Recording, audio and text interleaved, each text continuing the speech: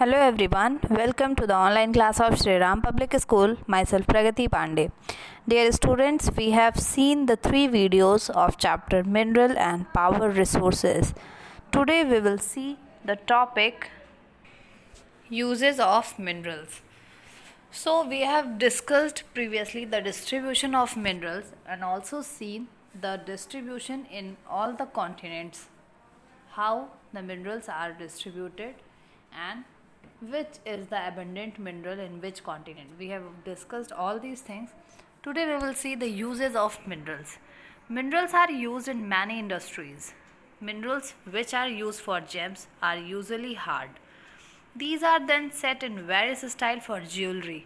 कह रहा है कि जो मिनरल्स हैं वो डिफरेंट इंडस्ट्रीज़ में यूज़ किए जाते हैं और जो मिनरल्स होते हैं इनको यूज़ किया जाता है, जो मिनरल्स हार्ड होते हैं उनको ज्वेलरी के लिए और वेरियस स्टाइल की ज्वेलरी बनाने के लिए यूज़ किया जाता है।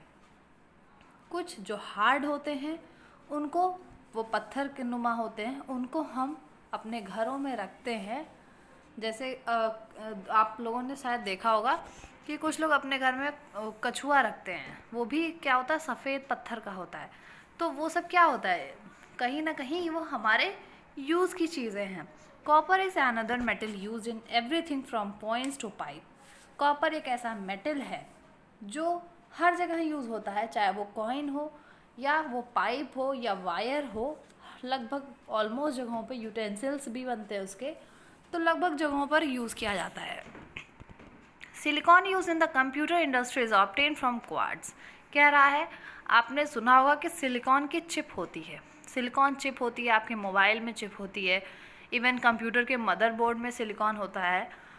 तो वो क्या होता है, ये कंप्यूटर इंडस्ट्री में यूज़ किया जाता है, ये क्वार्ट्ज से ऑब्टेन किया जाता है। Aluminium obtain from its ore bauxite. मैंने पहले आपको इन्फॉर्म किया था कि बॉक्साइट जो है वो एल्यूमिनियम का ओर है। बॉक्साइट एक पत्थर है जिसमें सबसे ज़्यादा एल्यूमिनियम पाया जाता है। It is used in automobiles and airplane. जो एरोप्लेन वगैरह आप देखते हैं या घर में कुछ बर्तन भी होते हैं, वायर्स होती हैं, वो एल्यूमिनियम की होती हैं। ठीक है। बॉटलिंग इंडस्ट्री, बॉटल की इंडस्ट्री में यूज़ किया जाता है। Buildings and even in kitchen cookware, buildings में यूज़ किया जाता है और किचन कुकवेयर में भी, यानी बर्तन बनाने में भी इसका यूज़ किया जाता है। किसका? एल्यूमिनियम का। Now conservation of minerals. Minerals are non renewable resources. Minerals non renewable होते हैं, मतलब रिन्यू नहीं किए जा सकते हैं। मतलब मिनरल है, उसको आप एक फॉर्म से दूसरे फॉर्म में चेंज कर सकते हैं, लेकिन ये कहिए कि आप उसको डिस्ट्रॉय करके फिर से उसको रिकवर कर लें, तो ऐसा नहीं होता है। ये नॉन रिन्यूएबल है। It take 1000 of years for the formation and concentration of minerals. ये मिनरल जो है इसके फॉर्मेशन में हज़ारों साल लगते हैं। जैसे मान लीजिए कि एक पत्थर है, ठीक है, ये ओर है, ठीक है, मान लीजिए ये ओर बॉक्साइट का ही है, ठीक, बॉक्साइट का ये ओर है जो एल्यूमिनियम में रिच है। आपने क्या किया, इस पत्थर को क्रश करके फाइन पार्टिकल्स बना लिया और इससे आपने एल्यूमिनियम एक्सट्रैक्ट कर लिया। अब आप सोचिए इस एल्यूमिनियम को फिर से इस फॉर्म में कन्वर्ट किया जाए तो ये इम्पॉसिबल है, इसलिए इसको नॉन रिन्यूएबल रिसोर्स कहते हैं। मतलब अब आपको जो एल्यूमिनियम मिला है इसको आप बर्तन बनाएं, एरोप्लेन बनाएं या कुछ भी बनाएं, वो आपके ऊपर डिपेंड करता है। ठीक है, तो उसके फॉर्म को आप चेंज कर सकते हैं, लेकिन ये जो मिनरल्स होते हैं ये 1000 ईयर्स लेते हैं इनके फॉर्मेशन में। ठीक है, the rate of formation is much smaller than the rate at which the human consume these minerals. जो इन मिनरल्स का जो फॉर्मेशन है उसमें 1000 साल, 10,000 साल लगते हैं। 10,000 साल सपोज लग रहे हैं, लेकिन आपने बर्तन 10 दिन में बना दिया और बर्तन आपने 4-6 साल 8 साल यूज़ किया और वो ख़राब हो गया।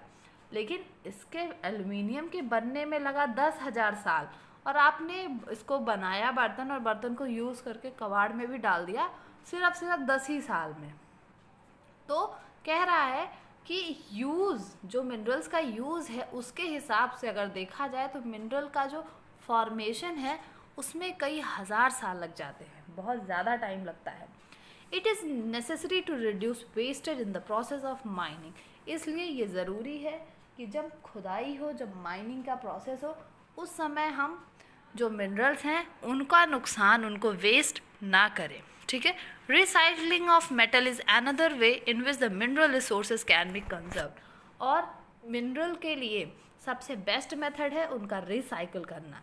जैसे आपने लिया बर्तन एल्युमिनियम का, आपने यूज़ किया 10 साल और फिर आपने इसको बेच दिया, फिर ये बर्तन क्या हुआ, पिघलाया गया, लिक्विड बन गया, और इस लिक्विड को फिर से यूज़ करके पतली पतली तारें बना दी गई। तो यही एल्युमिनियम था, यहाँ बर्तन के फॉर्म में था।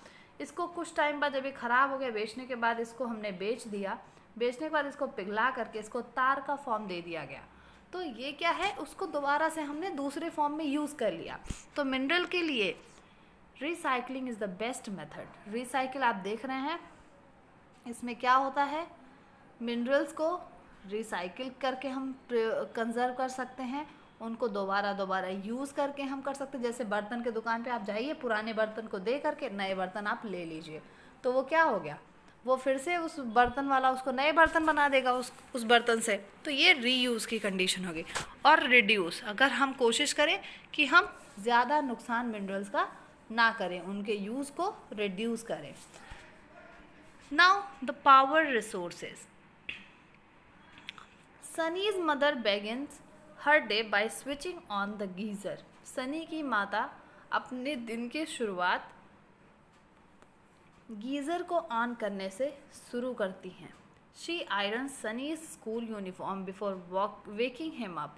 वो सनी के कपड़ों को, स्कूल के ड्रेस को वो प्रेस करती हैं, उसको आयरन करती हैं उसको उठाने के पहले, कि वो स्कूल जाए तैयार हो, उसके पहले ही वो उसके कपड़ों को प्रेस कर देती है, आयरन कर देती हैं। She then rushes to the kitchen to prepare a glass of orange juice for him in the blender. फिर वो जाती हैं किचन की तरफ और फिर उसके लिए ऑरेंज जूस प्रिपेयर करती हैं मिक्सर में, ब्लेंडर में। Sunny, have you finish taking bath. Sunny से उसकी मम्मी ने पूछा कि क्या तुम नहा चुके हो। Come and have your breakfast. आ जाओ जल्दी से और अपना ब्रेकफास्ट कर लो। Call out mother while preparing breakfast on the gas stove for Sunny. उस वक्त उसकी माँ किचन में गैस स्टोव पर उसके लिए ब्रेकफास्ट तैयार कर रही थी। उन्होंने सनी से पूछा, सनी क्या तुम नहा चुके हो, और नहा चुके हो तो जल्दी से आओ और ब्रेकफास्ट कर लो। ये जो कंडीशन है आपके लिए दी गई है अभी अभी। सनी की माँ का सवेरे उठना, गीज़र ऑन करना, फिर उसके बाद कपड़ों को प्रेस करना, फिर उसके बाद वो ऑरेंज जूस का प्रिपेयर करना ब्लेंडर में, फिर उसके बाद गैस स्टोव पे खाना बनाना, ब्रेकफास्ट तैयार करना। कुल मिलाकर के इनमें एक चीज़ कॉमन है कि हर जगह एनर्जी का यूज़ हो रहा है। गीज़र में लाइट का यूज़ हो रहा है, वहीं पे अगर हम बात करें आयरन में, वहाँ भी लाइट का यूज़ हो रहा है, मिक्सर में भी लाइट का यूज़ हो रहा है, और गैस स्टोव में अगर वो मतलब इंडक्शन है तो भी लाइट यूज़ हो रहा है, अगर वो आपका गैस स्टोव है तो उसमें यूज़ हो रहा है आपका जो एलपीजी है। ठीक है, मतलब एक चीज़ कॉमन है कि कहीं ना कहीं से हम एक्सटर्नल पावर दे रहे हैं इस काम को ईजी करने में। ठीक है। While going to school Sunny forgets to switch off light and fan. और जब सनी स्कूल जाने वाला होता है, जा रहा होता है, तो उसको याद आता है कि उसने लाइट और पंखे बंद ही नहीं किए हैं। When mother switches them off, she thinks that life in the cities may be more comfortable, but its dependency on more and more gadgets, all of which consume energy, has led to the wide gap between demand and the supply. With the advent of science and technology, the lifestyle are changing very fast. वो सनी तो school चला गया, वो भूल गया कि light और पंखा बंद करना, बट उसकी मम्मी जा करके लाइट और फैन बंद कर देती हैं। उसके बाद उसी वक्त वो यह सोचने लगती हैं कि शहरों में जो ज़िंदगी है वो काफ़ी इजी हो गई है। क्यों इजी हो गई है? क्योंकि बहुत सारे गैजेट्स अवेलेबल हैं जिनके हेल्प से हम अपने काम को इजी कर सकते हैं। पानी गर्म करना होता, अभी लकड़ी जला करके वो गर्म करते हैं तो कितना टाइम लगता। इवन अगर खाना उनको बनाना होता चूल्हे पे बनाती तो कितना टाइम लगता उनको, कपड़े प्रेस करती कोयला जला करके उसको बर्तन में या किसी लोटा वगैरह में किसी में रख करके अगर वो कपड़े भी प्रेस करती तो कितना टाइम लगता। बट ये जो गैजेट्स हैं इनके हेल्प से जो काम है वो इजी हो गया है। लेकिन ये सारी चीज़ें, ये सारे गैजेट्स एनर्जी लेते हैं तभी तो ये अपना वर्क कर रहे हैं। तो कहने का मतलब है कि अगर डिमांड देखा जाए एनर्जी का तो हर घर में इतने सारे इलेक्ट्रॉनिक सामान होते हैं, सबके घर में इलेक्ट्रिसिटी की डिमांड है, लेकिन इलेक्ट्रिसिटी बन रही है किसी एक जगह पर और उतने पैमाने पर बिजली पैदा भी हो रही है। कहने का मतलब है ये है कि डिमांड तो बहुत ज़्यादा है लेकिन क्या उस हिसाब से सप्लाई भी हो रही है। तो उसी चीज़ पे ये उसकी मदर ये सोच रही हैं कि ये जो बिजली है सप्लाई इसकी दी तो जा रही है लेकिन इसका मिसयूज़ हमें नहीं करना चाहिए, क्योंकि बहुत बड़े पैमाने पे इसका प्रोडक्शन हो तो रहा है लेकिन कहीं ना कहीं इसका नुकसान अच्छा नहीं है। वही चीज़ क्या पता हम 10 साल जो चीज़ यूज़ कर रहे हैं हो सकता है वो हम 15 साल यूज़ कर पाएँ अगर हम उसको बचा करके करेंगे। पावर और energy plays a vital role in our lives. हमारे जीवन में एनर्जी और पावर एक बहुत ही महत्वपूर्ण भूमिका निभाता है। We also need power for industry, agriculture, transport, communication and defence. हमें पावर यानी कि बिजली की ज़रूरत इंडस्ट्रीज़ में भी होती है, एग्रीकल्चर में भी होती है, ट्रांसपोर्ट में भी होती है। ट्रांसपोर्ट में आपको पता है आप भले पेट्रोल या डीजल डालते हैं लेकिन स्पार्क होता है गाड़ी में तभी इस गाड़ी स्टार्ट होती है। तो कहीं ना कहीं बिजली के लिए ही तो आप उसको उसमें तेल डाल रहे हैं। तो ट्रांसपोर्ट में, कम्युनिकेशन में, फ़ोन को आप चार्ज करते हो बिजली जा रही है, फ़ोन के जो बड़े बड़े टावर होते हैं उनमें भी बिजली होती है। और डिफेंस, जो हमारे बीएसएफ वगैरह के लोग जो बॉर्डर पे हैं उनमें क्या होता है वहाँ पर भी जो तारबंदी की गई है उसमें बिजली दौड़ाया जाता है। तो हम अपने डिफेंस के लिए, एग्रीकल्चर के लिए, इंडस्ट्री के लिए, ट्रांसपोर्ट के लिए, कम्युनिकेशन के लिए, सबके लिए पावर का यूज़ करते हैं। पावर रिसोर्सेज में be broadly categorise as conventional and non conventional resource. जो पावर है, जो एनर्जी है, ये दो तरह की होती है, एक होती है कन्वेंशनल और दूसरी होती है non conventional. Now conventional sources. Conventional source of energy are those which have been in common use for a long time. Firewood and fossil fuel are the two main conventional energy resource. Conventional source energy एक ऐसी energy है जो हम बहुत पुराने समय से use करते आ रहे हों। वो कन्वेंशनल एनर्जी होती है, वो कन्वेंशनल रिसोर्स होता है, जैसे कि कोयला, पेट्रोलियम, डीज़ल, लकड़ी, ये सारे चीज़ जो हम यूज़ कर रहे हैं, हम बहुत टाइम से 80-90 सालों से, 100 सालों से हम लगभग इसको यूज़ करते आ रहे हैं। ये क्या है? ये कन्वेंशनल सोर्स है। वहीं पर firewood, it is widely use for cooking and heating. In our country more than 50% of the energy use by villagers comes from firewood. Firewood मतलब जो लकड़ी होती है, जो लकड़ी सूख जाती है उसको आप यूज़ करते हैं चूल्हे के लिए, चूल्हे में जलाने के लिए, वो होता है फायरवुड। इसको बेसिकली लगभग भारत के गांवों की लगभग 50% की जनसंख्या लकड़ी इस्तेमाल करती है भोजन पकाने के लिए।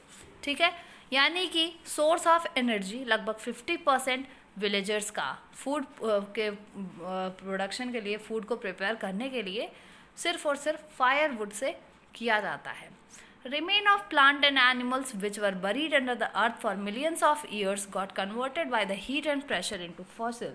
कह रहा है कि बाकी जो प्लांट और एनिमल हजारों करोड़ों साल पहले पृथ्वी के अंदर दब गए थे, वो अब कन्वर्ट मिलियंस ऑफ ईयर्स के बाद, जो पहले मिलियंस साल पहले जो थे, जो इंसान थे, जानवर थे, पेड़ पौधे थे, सब मिट्टी के अंदर दब गए। भूकंप आया या कुछ प्राकृतिक आपदाएं आई होंगी जिसके वजह से वो मिट्टी में दब गए, और उन्हीं की जो हड्डी, मांस या खून या जो भी आप कह लो, वो इतने हजारों करोड़ों सालों के बाद फॉसिल फ्यूल में कन्वर्ट हो गया, और यही फॉसिल फ्यूल आपका डीजल, पेट्रोल होता है।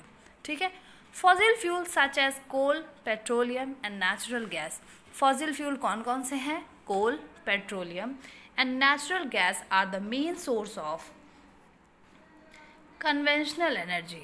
जो कोयला, पेट्रोल और नेचुरल गैस, ये 3 main source of conventional energy हैं जो बहुत सालों से हम यूज़ करते आ रहे हैं।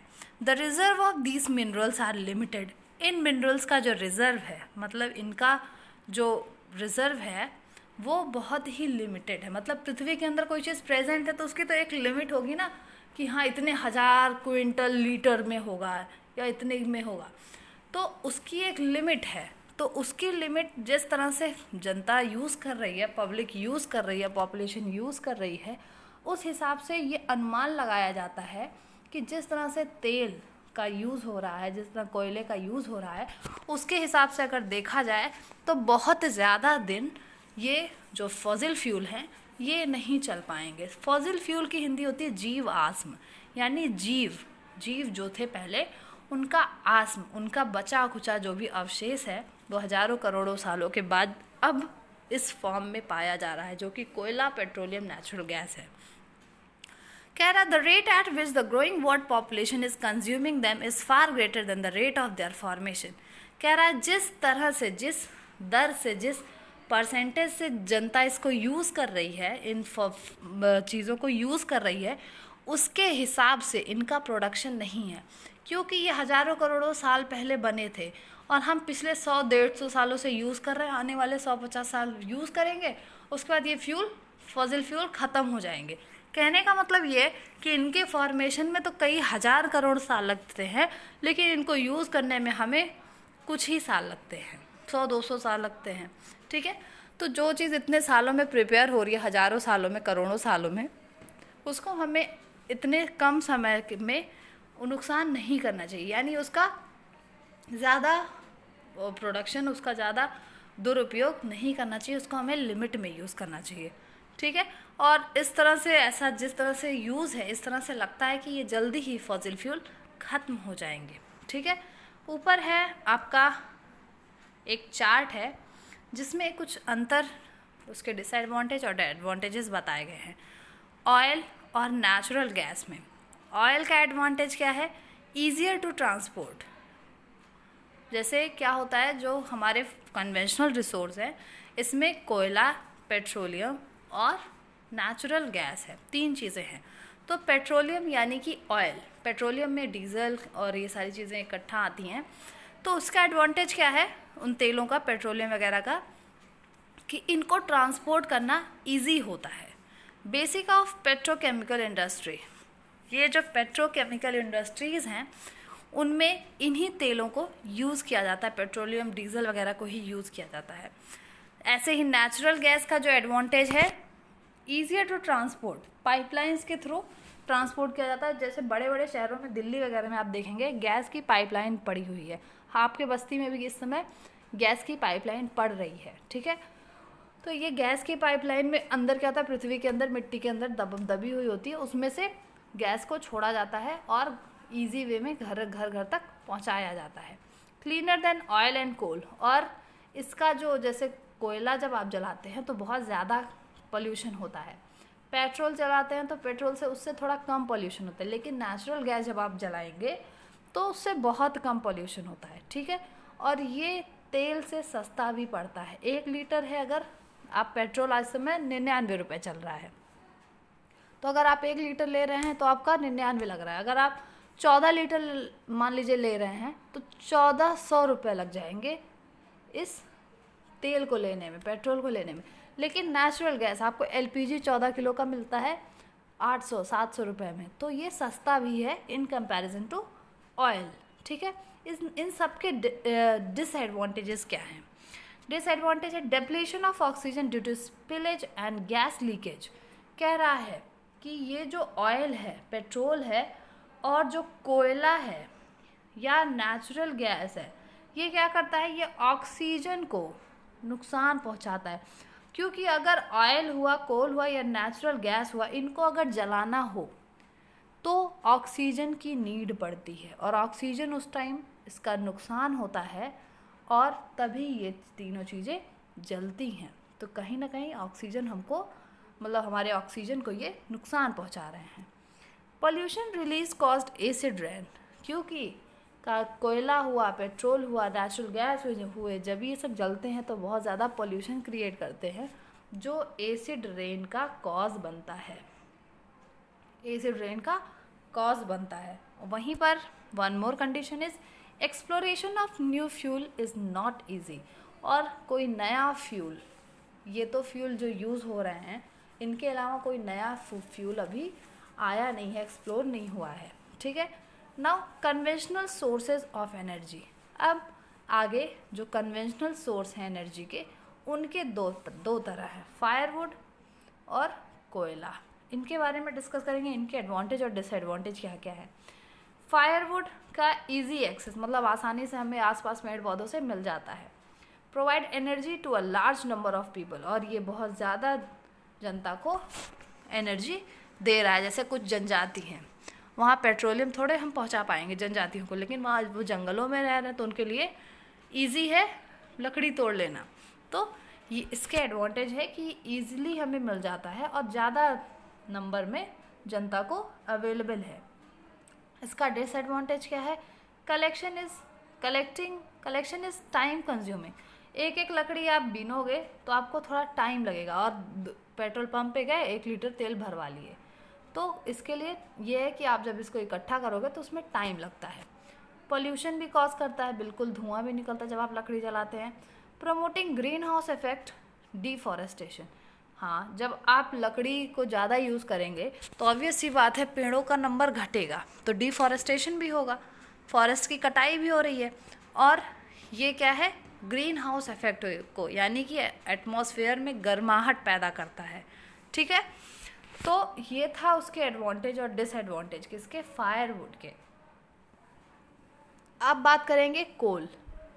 एडवांटेज इसका है एक्सटेंसिवली अवेलेबल।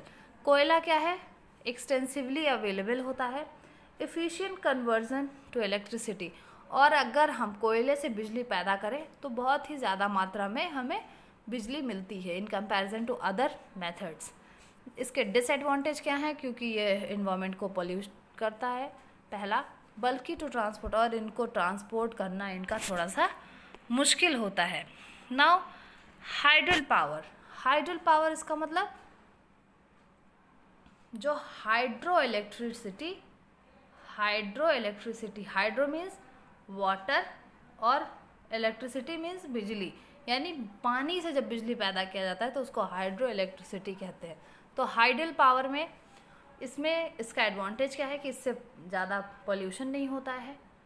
ये क्या है, खेतों में जो सिंचाई होती है उसमें भी हेल्पफुल होता है, फिशिंग में हेल्पफुल होता है, और ये सस्ता भी मेथड है।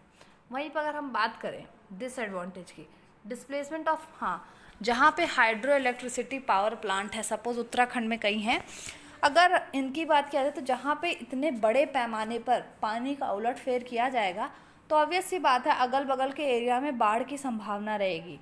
तो इसलिए जहाँ भी हाइड्रो इलेक्ट्रिसिटी का पावर प्लांट लगाया जाता है वहाँ पर आसपास के लोकल एरिया को खाली करवा दिया जाता है। Inundates low lying region, expensive to set up, ये महंगा होता है इनको लगाना।